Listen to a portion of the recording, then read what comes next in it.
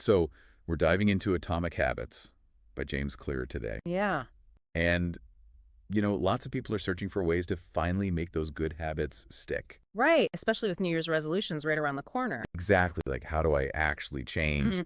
And can small actions really make a difference? Those are popping up like everywhere. Yeah, those are really common questions. So we're breaking down Clear's 4 laws of behavior change today Hmm. to give you the tools to build that system for lasting change. You hit the nail on the head there. Thanks. People are always looking for that quick fix, Oh, yeah. overnight transformation. Totally. But what Atomic Habits really emphasizes is the power of tiny 1% improvements. Okay, I have to admit 1% doesn't sound that impressive. Right? It sounds small. How can that really, make a difference? Well, think of it this way. Imagine you want to write more. Okay. If you commit to writing just 100 words a day, Mm. which honestly anyone can squeeze in over a year, you'll have written over 36,000 words. Wow. That's like practically a short novel.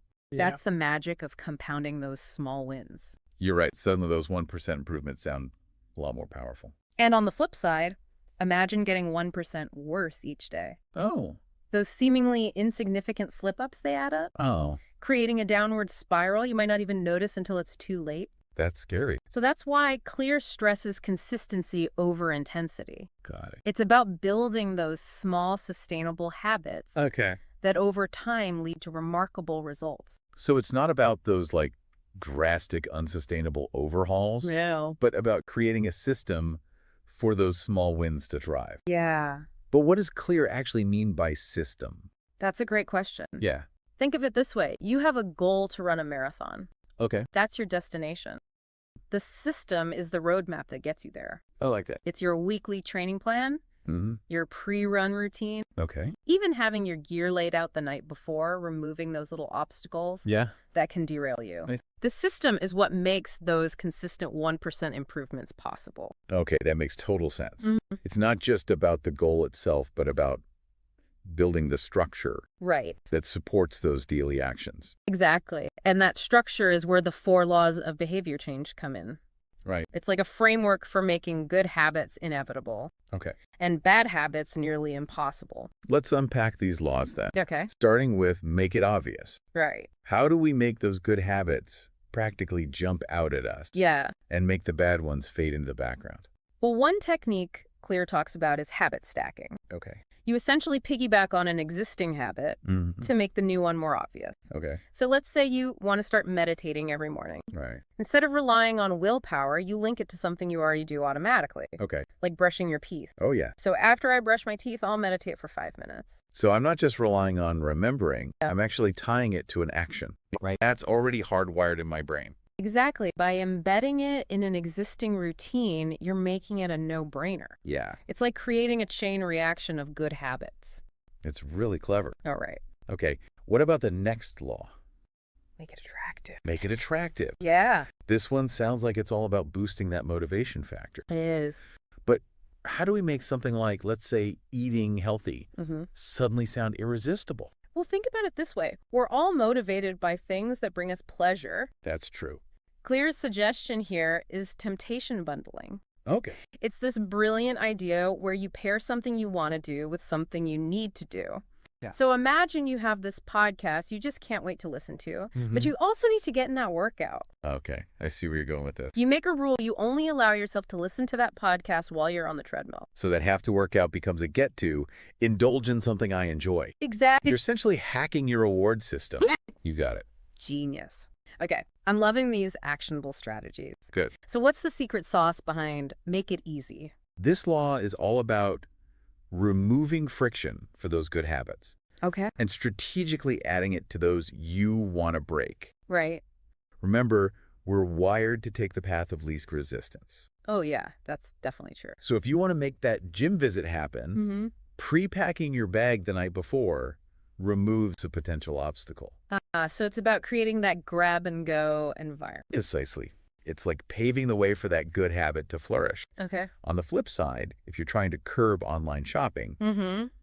unsubscribing from those tempting email lists Yeah, makes it that much harder to indulge in those impulse buys. that makes sense. You're making the bad habit less accessible.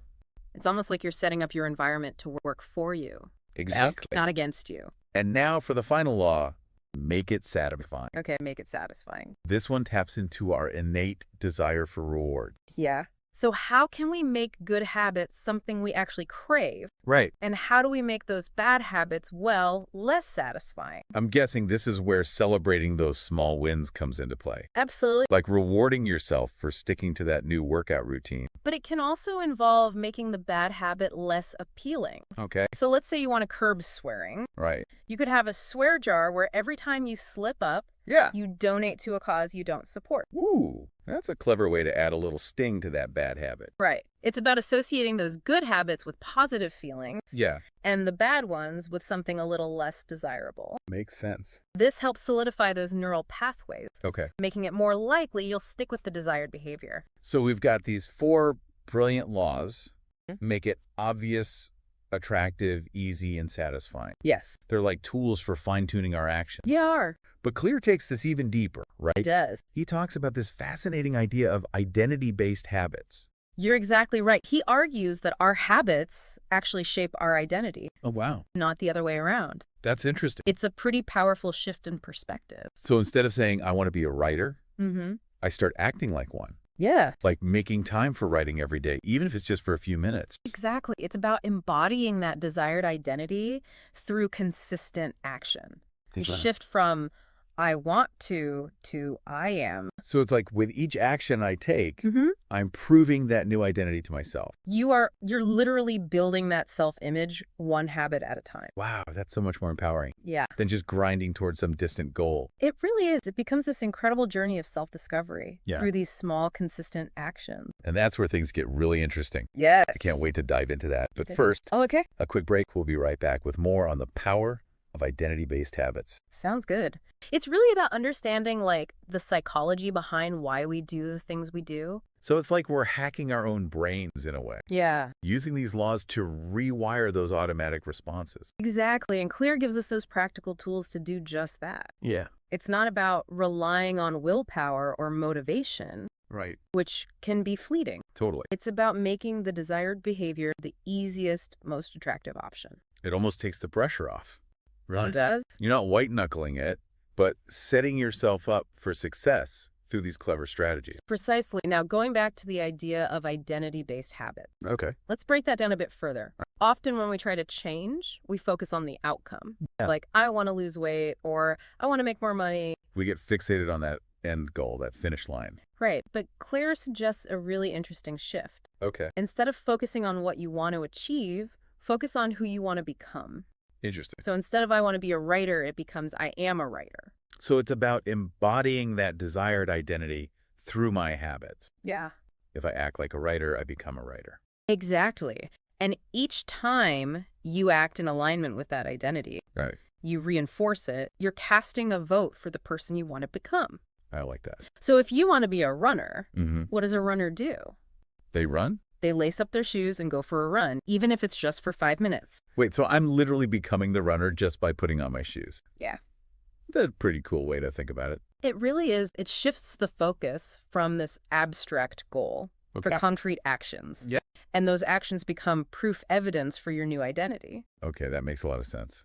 Mhm. It's like building a case for who I want to be, Yeah, one small action at a time. exactly. And as you accumulate those votes, Okay. your belief in that new identity strengthens. Mhm. It becomes more ingrained in who you are. Yeah. You're not just trying to be healthy. You are a healthy person, Right. making choices that reflect that. That's so much more empowering than just grinding towards a goal. It It is. feels like a journey of self-discovery through these small, consistent actions. And it takes the pressure off needing to see huge results right away. That's true. You're focused on the process of becoming, Okay. on building a life that reflects your desired identity. So how would I actually apply this to my own life? Mm. Let's say I really want to build a habit of writing every day. Well, instead of fixating on that published book, that outcome, Yeah. you start by simply embracing the identity of writer. So I asked myself, what would a writer do? Exactly. They'd probably carve out some time each day for writing, Yeah. even if it's just for 10 minutes. Yeah. They'd have a dedicated space for writing, Mm-hmm. and they'd approach it with curiosity and a willingness to experiment. Right. They wouldn't wait for inspiration to strike. They'd show up consistently. So I start doing those things? Yeah. Even if I don't feel like a real writer yet? Mm-hmm. I'm kind of acting as if. Right, you're acting as if, and through those actions, Okay. you start to embody that identity. Yeah. Each time you sit down to write, you're casting a vote for being a writer. And those votes add up. And eventually that identity becomes more solid, more real. Exactly. It's a gradual process. Yeah. But it's incredibly powerful. It is. And it applies to any habit you want to build. Yeah. Want to be a healthier person? Mhm. Start by making those healthy choices. Exactly. What if I want to be more mindful? I guess I start by actually practicing mindfulness. Yeah, even if it's just for a few minutes each day. It's about aligning your actions with your desired identity. Okay. And those small, consistent actions will eventually lead to the transformation you're seeking. This is such a game changer. It is. It takes the focus off willpower and puts it on these simple, repeatable actions that build the person we want to be. It's about understanding the power of habits, Yeah. both for good and for bad. Right. By harnessing the principles of atomic habits, we can become the architects of our own lives, shaping our identity and our destiny through our daily choices. This is incredibly empowering. Yeah. It's like we have this toolbox now, these 4 laws and this identity-shifting perspective to really craft the life we want. Exactly. But remember, it's not a magic formula. Okay. It takes effort, consistency, Yeah, and a willingness to experiment to find what works best for you. of course. But the potential is there. So for everyone listening, Yeah. let's put this into practice. Okay. Think about one habit you want to change. What's one small action you can take today Yeah. to cast a vote for the person you want to become? Maybe it's finally clearing off that corner of your desk Oh, to create a writing space, or maybe it's swapping out that sugary drink for a glass of water. yeah, just one small step in the right direction. Exactly. Because as Clear says, success is the product of daily habits, not once-in-a-lifetime transformations.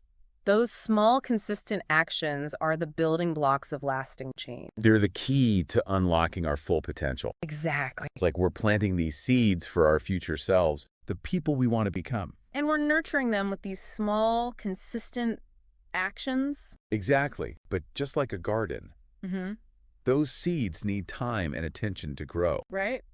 We can't expect to wake up tomorrow and be completely transformed. No, it's a process Yeah. of consistent care and cultivation.